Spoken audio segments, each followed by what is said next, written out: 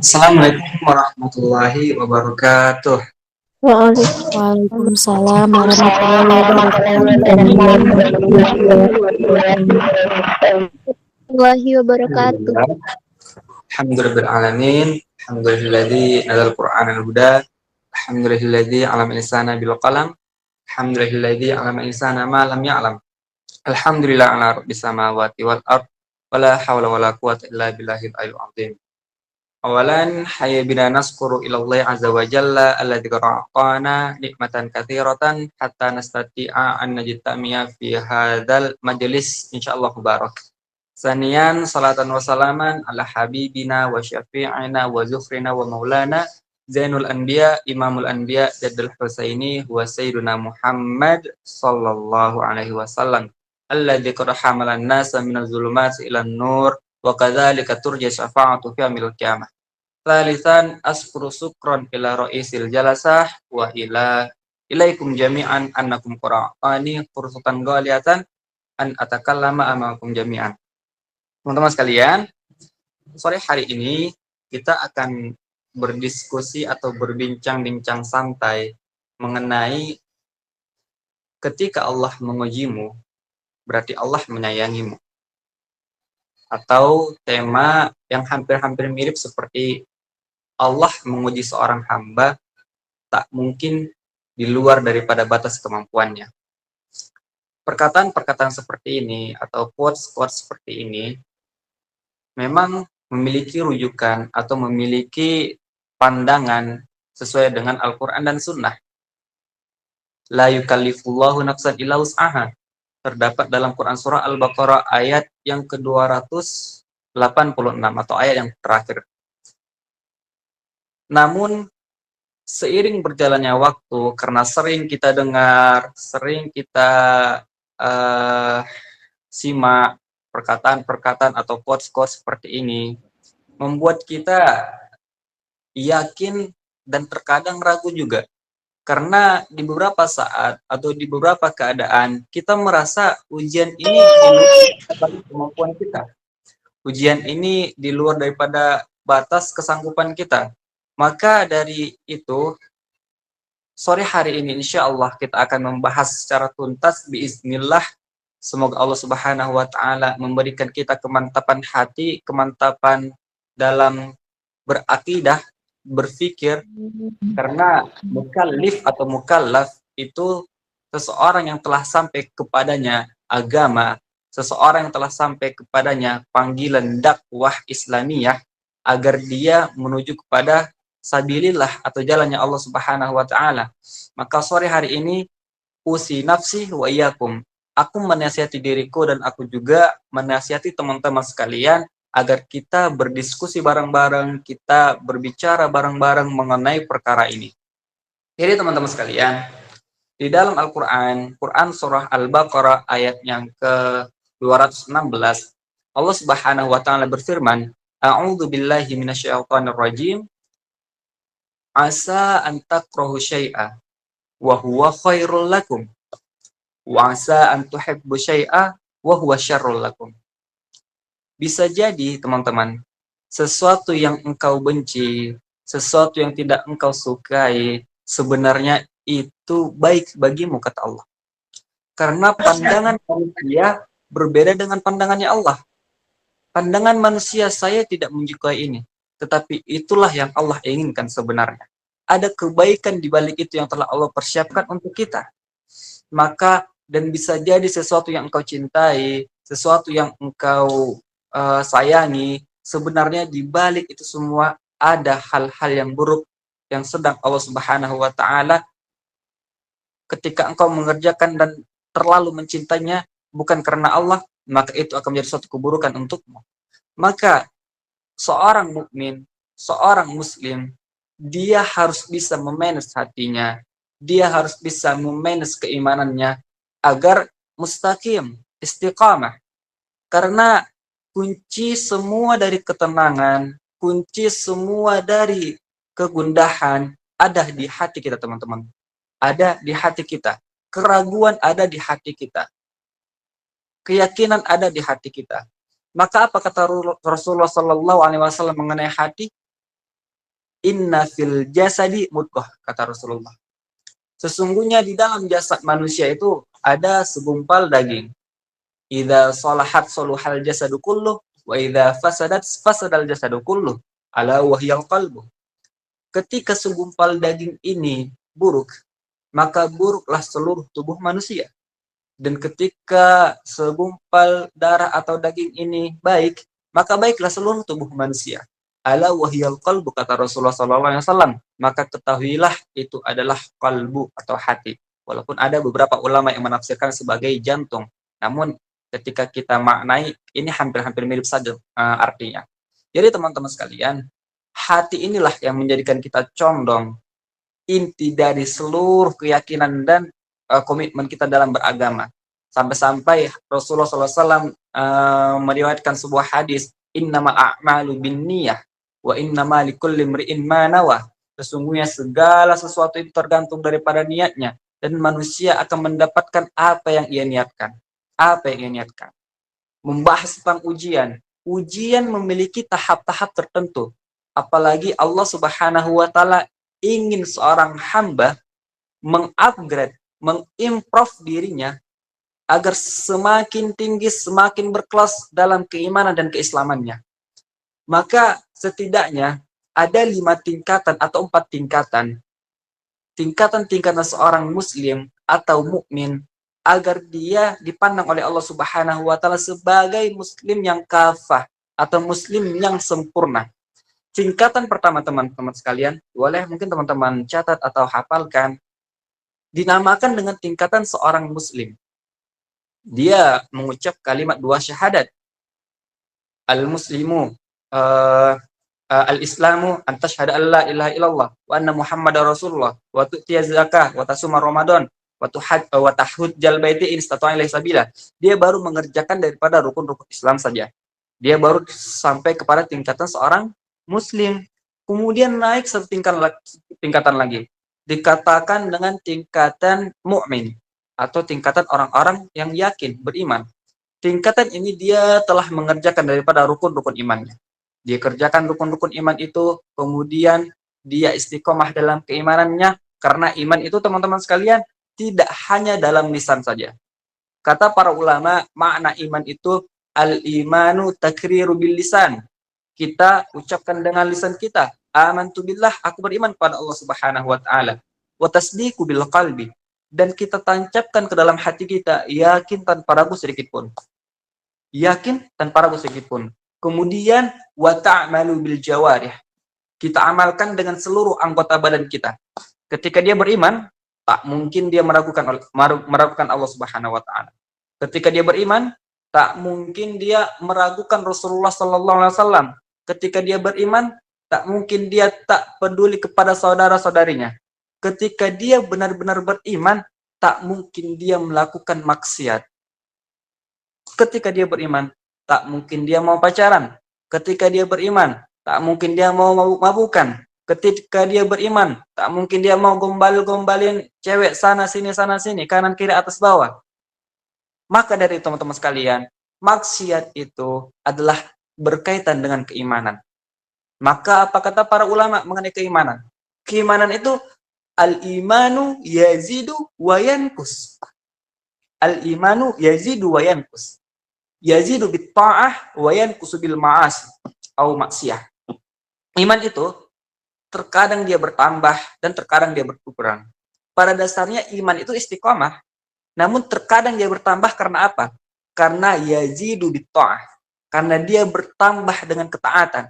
Ketika kita semakin taat, ketika kita semakin memperbanyak ibadah kita, meningkatkan ketakwaan kita, maka pada saat itulah Allah Subhanahu wa taala sedang menaikkan keimanan kita.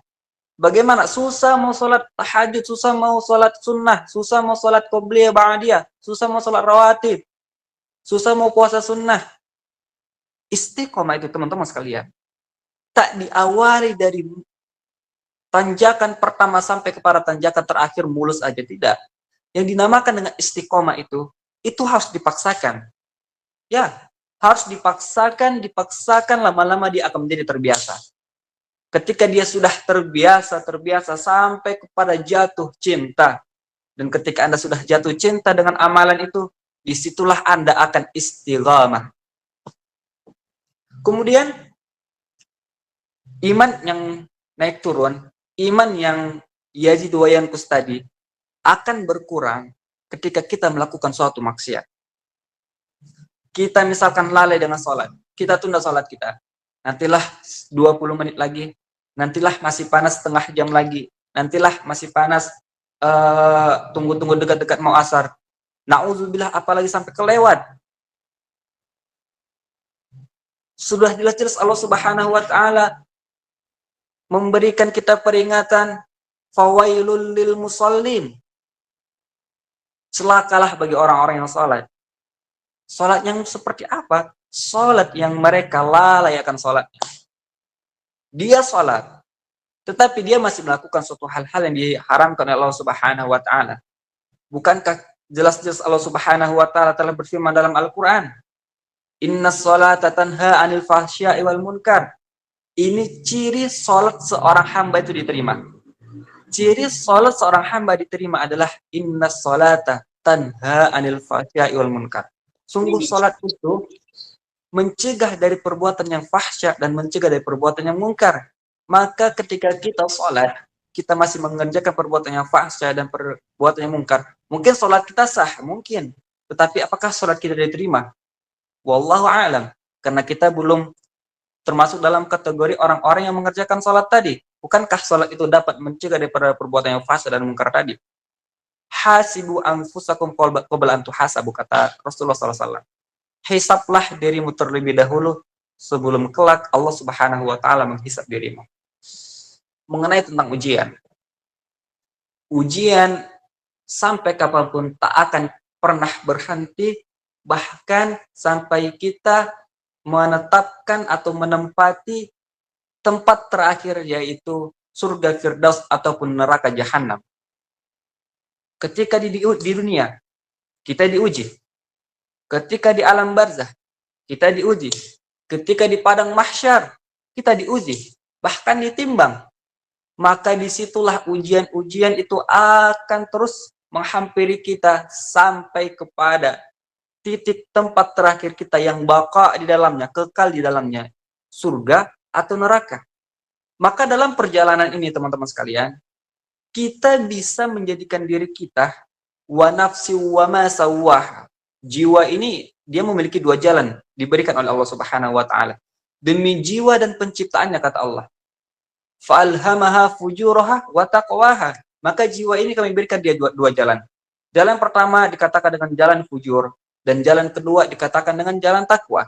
Ketika dia mengikuti jalan fujur, jalan kesesatan, maka dia akan condong ke neraka Jahanamnya Allah Subhanahu wa taala. Tetapi ketika dia mengikuti jalan takwa, maka dia akan condong dan selamat dalam ketaatannya. Maka dari itu, ujian-ujian itu datang karena Allah Subhanahu wa taala ingin menyeleksi hambanya. Apakah dia termasuk orang-orang yang fujur? Dah, aku nggak sanggup lagi mau bunuh diri. Na'udzubillah. Seorang muslim itu dilarang patah semangat, patah dalam berkomitmen dalam keislamannya. Seorang muslim yang baik itu iskariman au mutsyahidan. Dia hidup secara mulia. Saya hidup secara mulia. Saya nggak mau pacaran. Saya nggak mau melakukan hal-hal yang dilarang oleh Allah Subhanahu wa taala karena saya orang mulia. Itu adalah perbuatan-perbuatan yang menjijikkan. Karena maksiat itu adalah hal-hal yang setan menyukainya, dan seorang muslim yang istiqamah, yang baik, yang kafah tidak boleh melakukan hal seperti itu. Maka dia berkomitmen hidup seorang mulia.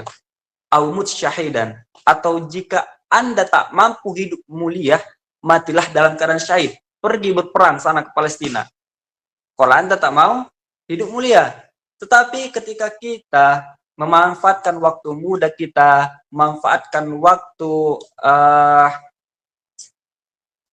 di umur-umur kita yang masih panjang, maka disinilah kata Al-Imam Asy-Syafi'i,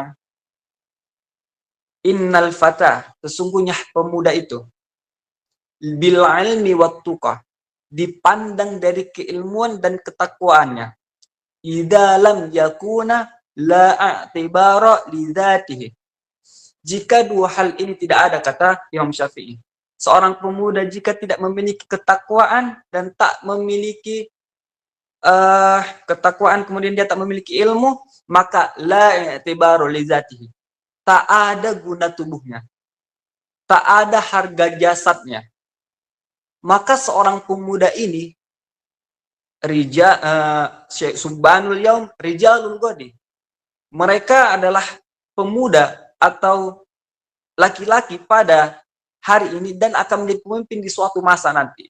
Ketika kita hendak melihat, teman-teman sekalian, ketika kita hendak melihat bagaimana masa depan suatu bangsa, bagaimana masa depan suatu daerah atau suatu negeri, maka perhatikanlah para pemudanya.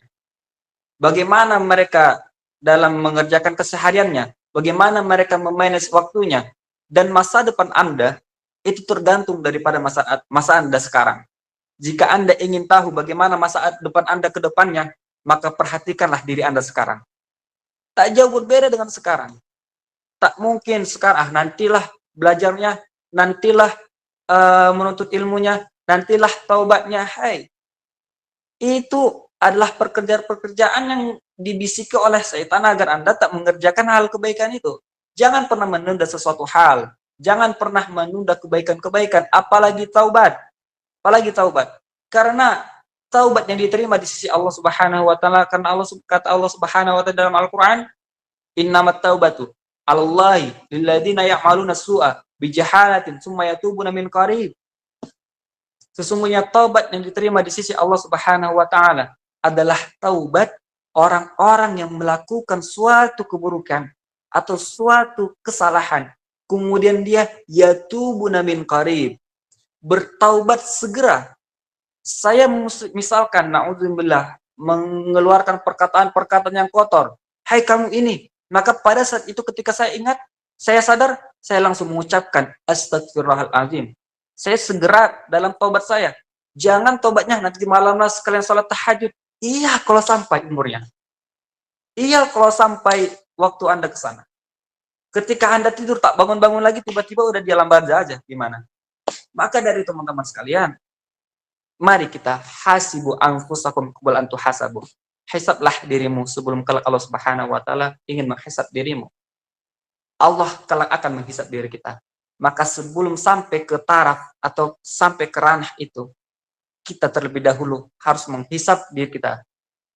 Kemudian mengenai ujian tadi, ujian itu tak akan sampai lepas ketika kita masih dunia. Karena dunia ini adalah ujian bagi seorang muslim dan surga bagi orang-orang kafir. Dunia ini adalah penjara bagi orang-orang muslim atau ujian bagi orang-orang muslim. Kemudian surga bagi orang-orang kafir. Iya, kita banyak sekali dibatasi di dunia ini. Kita tak boleh makan ini, makan itu. Kemudian kita tak boleh melakukan ini, melakukan itu. Kita tak boleh menggunakan pakaian yang membuka daripada aurat. Tak dibebaskan. Betul, ini adalah penjara bagi kita. Tetapi penjara bagi kita ini, antakrohu syai'ata, kata Allah Subhanahu wa taala dalam Al-Qur'an, sementara atau sebenarnya di balik itu ada kebaikan-kebaikan yang sedang Allah Subhanahu wa taala persiapkan untuk kita semua. Alhamdulillah sudah jam 5 sore. Mungkin itu dulu muqaddimah dari saya. Ini baru muqaddimah. Kemudian nanti akan kita lanjutkan dengan sesi tanya jawabnya agar saya bisa berdiskusi dengan jemaah-jemaah di sini, teman-teman di sini, kakak-kakak, abang-abang, uwa-uwa, tante-tante.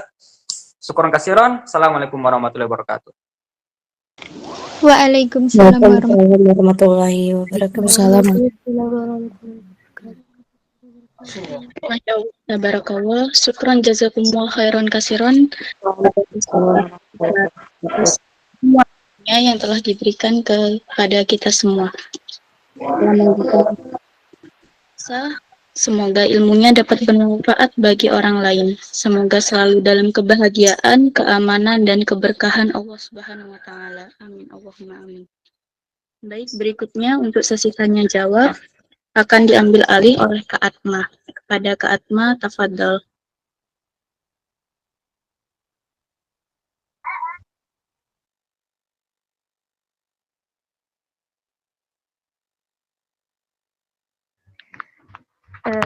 Alhamdulillah, syukron Kak Jana. Baiklah, saya lanjutkan kepada sesi tanya jawab.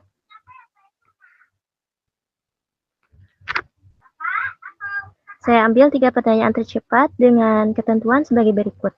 1. Sebelum bertanya, silahkan untuk salam dan perkenalan diri. 2.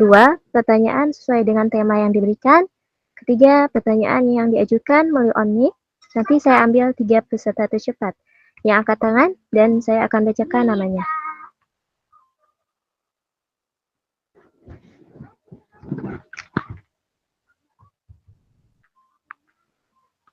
Baik, di sini sudah ada yang beberapa mengangkat tangan. Saya beri kesempatan pertama kepada Ukhti Lauren Natalia. Silahkan.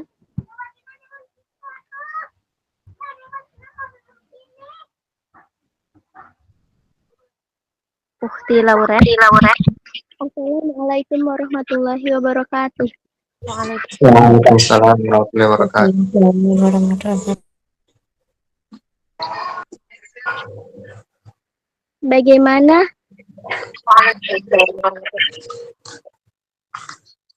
Bentar ya. Sebentar.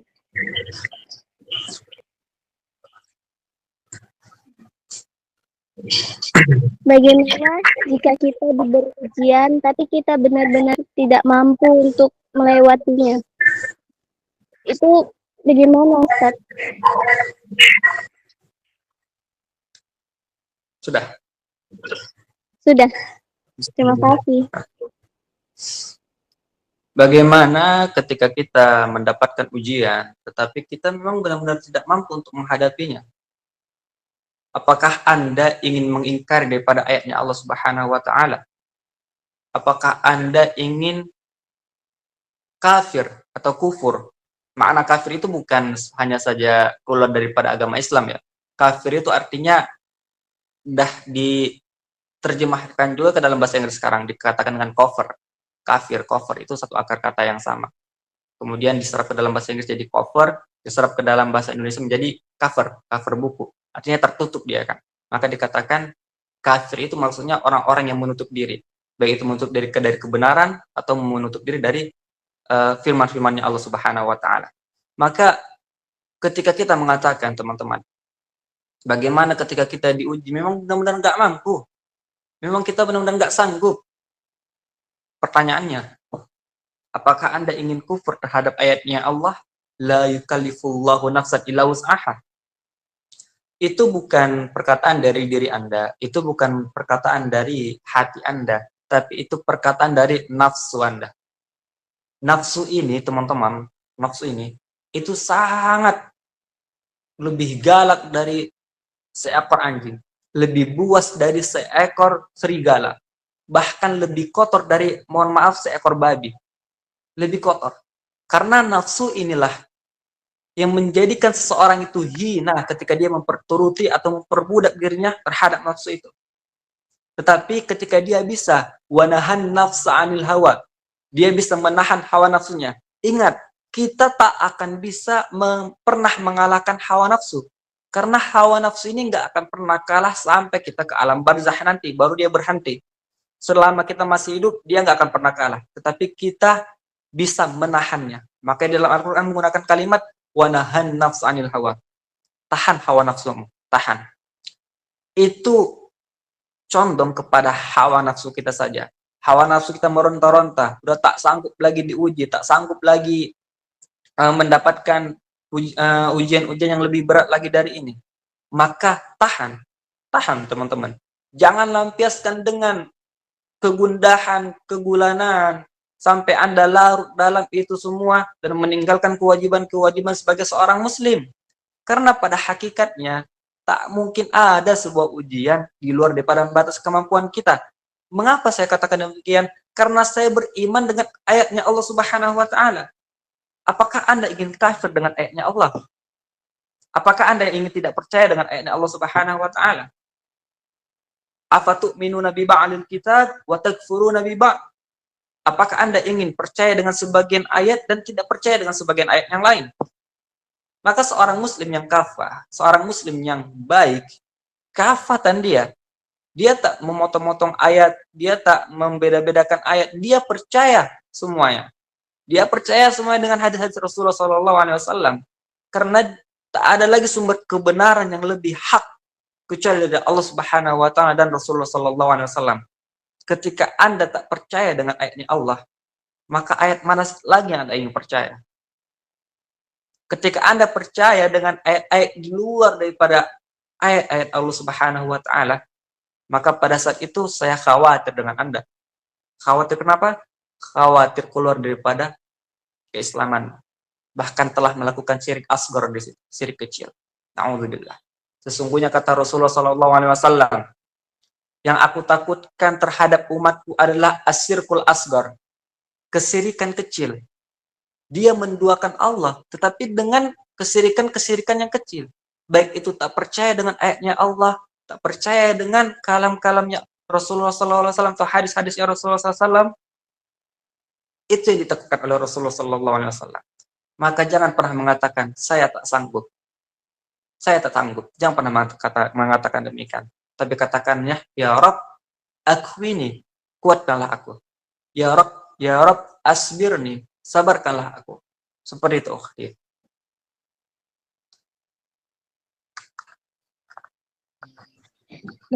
Baik Ustadz, terima kasih penjelasannya dan terima kasih juga telah memberi saya motivasi. Barakallahu fikum. Allah tabarakallah. Pertanyaan sudah terjawab. Baiklah, lanjut pada pertanyaan kedua. Kita beri kesempatan kepada Nabila.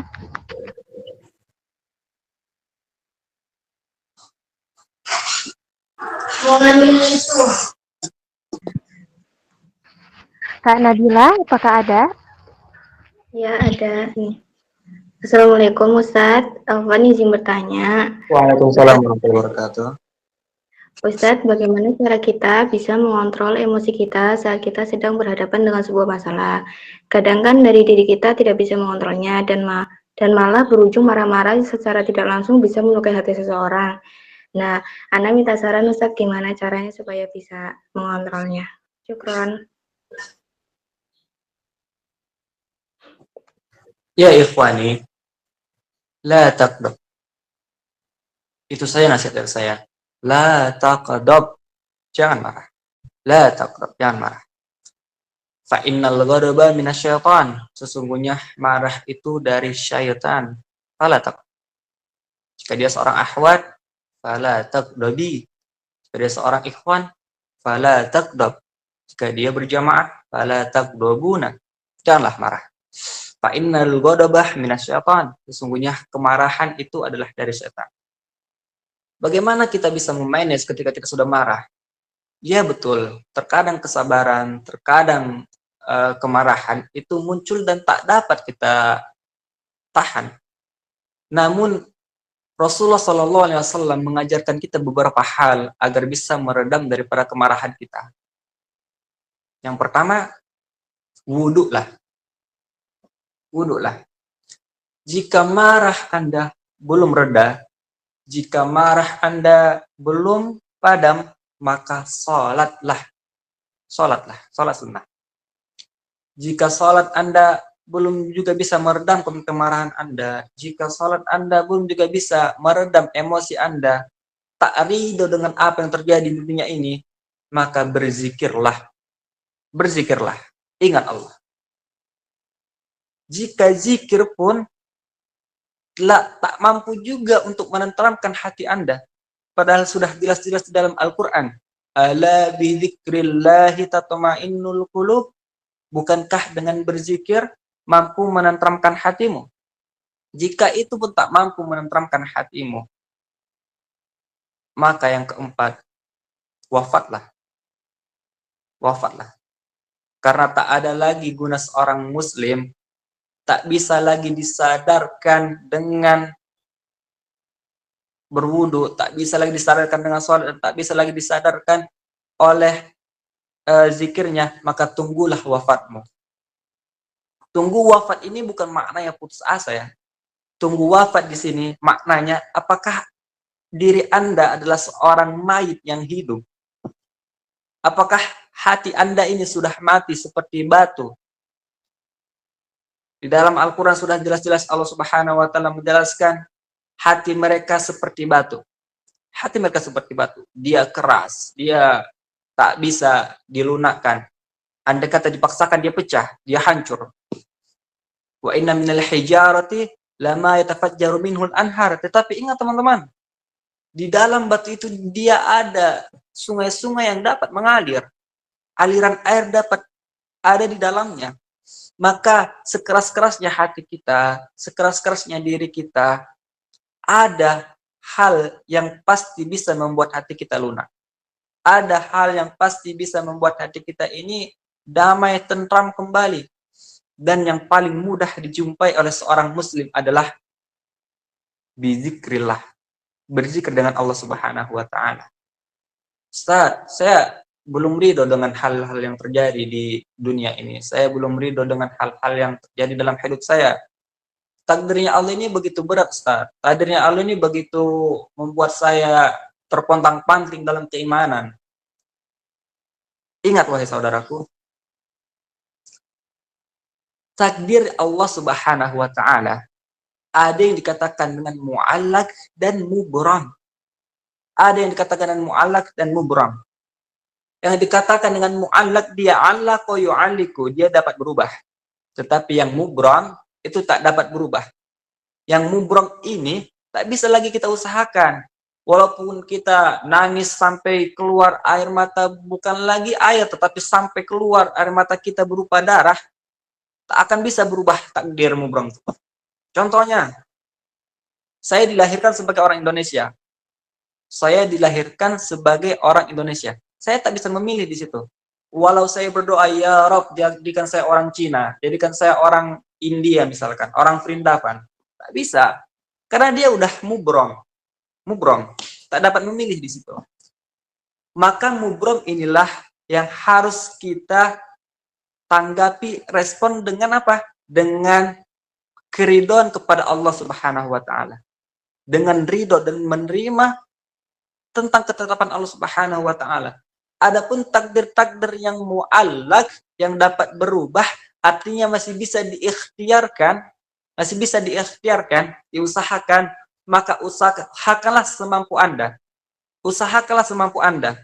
Allah tak akan mungkin membebani Anda di luar daripada batas kemampuan Anda. Usahakan. Karena seorang muslim itu tak putus dari usaha. Dia tak akan putus asa. Putus asa itu hanya bagi orang-orang kafir yang mereka tak yakin dengan Tuhannya.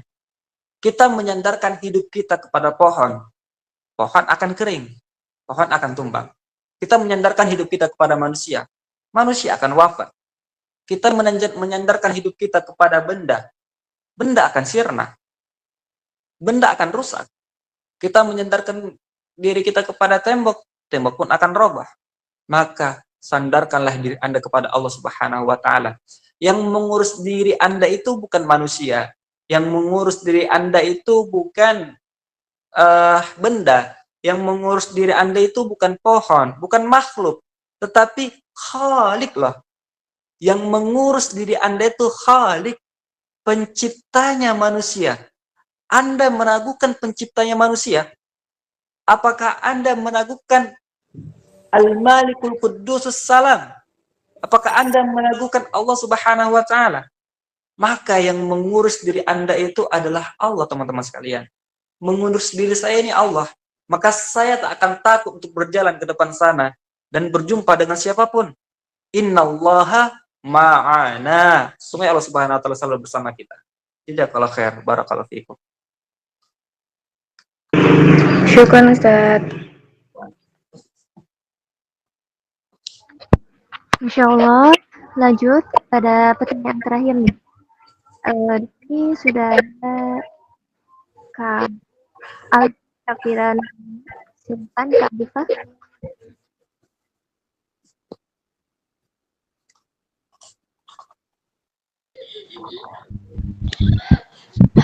Assalamualaikum warahmatullahi wabarakatuh.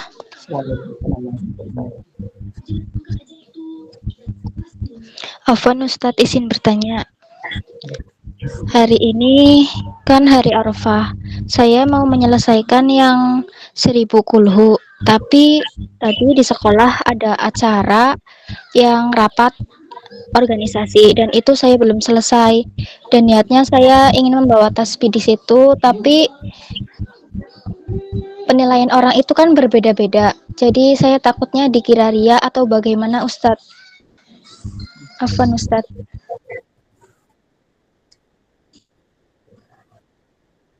Teman-teman sekalian, jika dia berbentuk nazar, ya Rob, hamba kalau selesai SMA dan mendapatkan juara umum, saya bernazar ingin memberikan fakir miskin 1000 mangkok bakso. Nah, nazar-nazar seperti ini itu wajib dan lazim hukumnya untuk dilaksanakan. Tapi jika dia belum sampai kepada taraf nazar atau masih hanya taraf ingin mendapatkan pahala-pahala sunnah, tapi jika pahala-pahala sunnah ini tak dikerjakan, dia merasa ada yang kurang. Maka dari itu, andai kata pun dia paksakan, dia membaca kulhu di samping kawannya, di kanan, kiri, depan, belakang, maka itulah yang dianjurkan oleh Rasulullah. Kita harus bergaul. Kenapa? Wa ta'awanu 'alal birri wat taqwa wa la ta'awanu 'alal itsmi wal udwan wattaqullah. Berlomba-lombalah kalian dalam kebaikan dan berlomba-lombalah dalam ketaatan. Jangan Anda mau hanya menyelamatkan diri Anda sendiri. Itu bukan riya, teman-teman sekalian. Itu syiar Islam. Itu syiar Islam.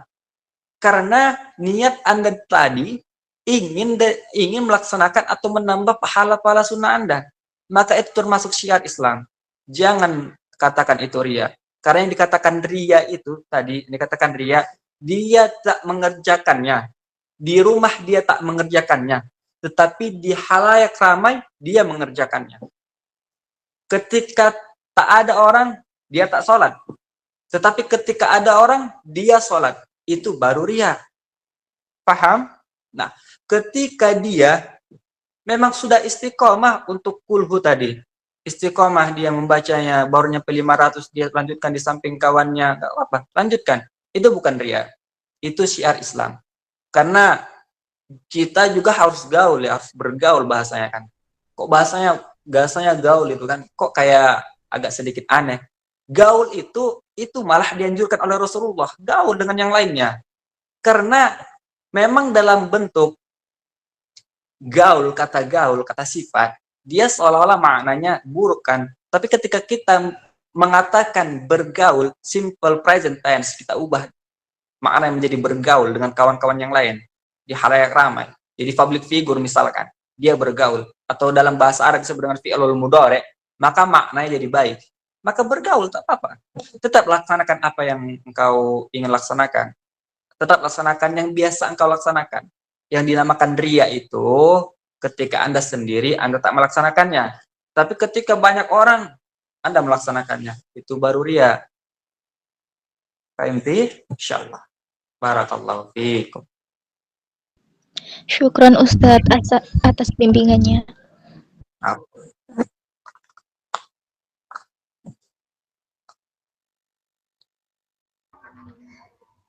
Alhamdulillah, Masya Allah, tabarakallah.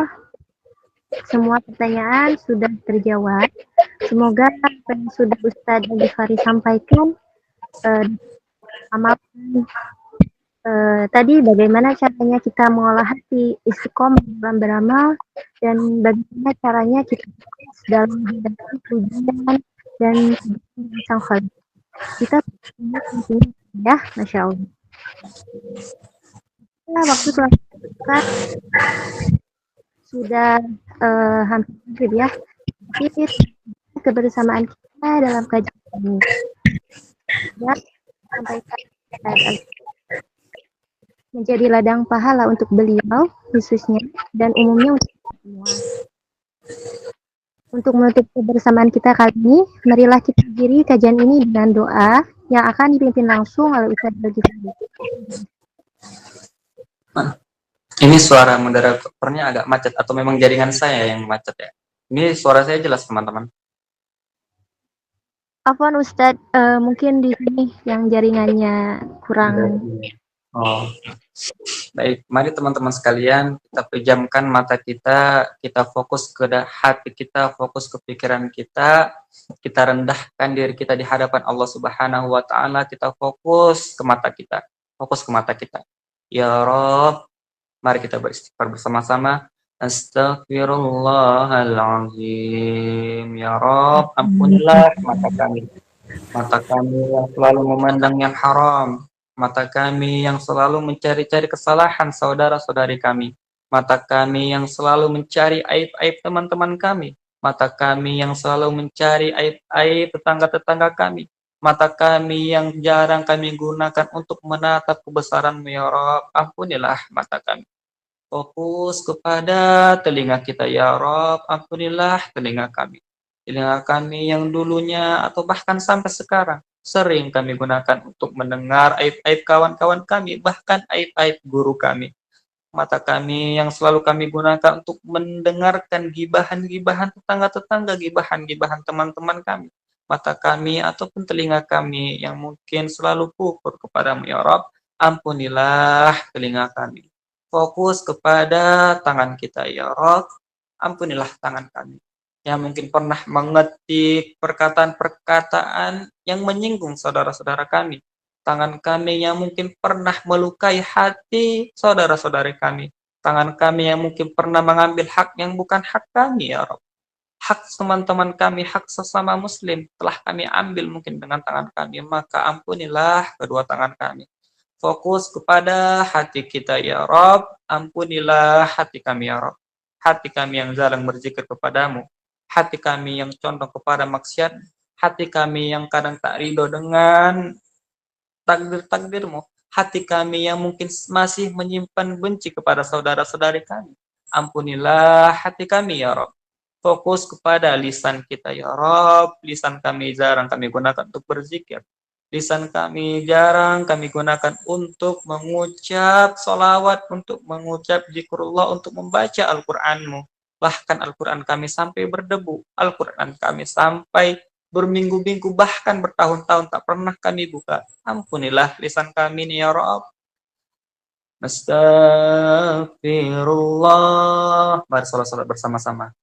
Nastaghfirullah. Nastaghfirullah. Nastaghfirullah. Na'udzu billahi minasyaitonir rajim. Bismillahirrahmanirrahim. Alhamdulillahi rabbil alamin. Hamdan syakirin, hamdan na'imin, حمدا يعافي نعمه ويكافئ مزيده يا ربنا لك الحمد كما ينبغي لجلال وجهك الكريم ولعظيم سلطانك اللهم اغفر لنا ذنوبنا ولوالدينا وارحمهما كما ربيانا صغارا ولجميع المسلمين والمسلمات والمؤمنين والمؤمنات الأحياء منهم والأموات برحمتك يا أرحم الراحمين اللهم سلم إخواننا المجاهدين في فلسطين اللهم سلم إخواننا المجاهدين في ميانمار اللهم سلم إخواننا المجاهدين في أفغانستان اللهم سلم إخواننا المجاهدين في كل مكان خاصة في بلادنا إندونيسيا ربنا آتنا في الدنيا حسنة وفي الآخرة حسنة وقنا عذاب النار سبحان ربك رب العزة عما يصفون وسلام على المرسلين والحمد لله رب العالمين. الفاتحة.